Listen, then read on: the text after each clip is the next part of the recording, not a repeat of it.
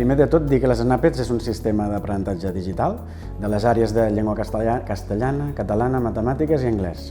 Quan estan fent servir els alumnes la tauleta, combina el professor l'explicació amb la part més pràctica, que és on farien servir la tauleta per realitzar aquests exercicis.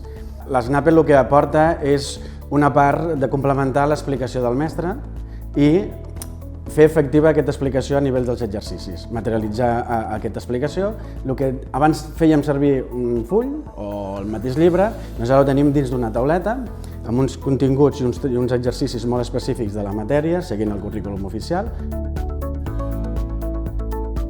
Cada alumne segueix el seu ritme i la tauleta el que aporta, l'Snappet en si el que aporta és exercicis en funció del rendiment de l'alumne.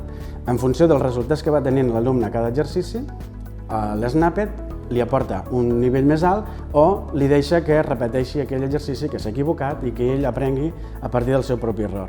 El professor, a partir d'uns informes i unes anàlisis molt detallats, té a temps real en quin nivell està cada alumne.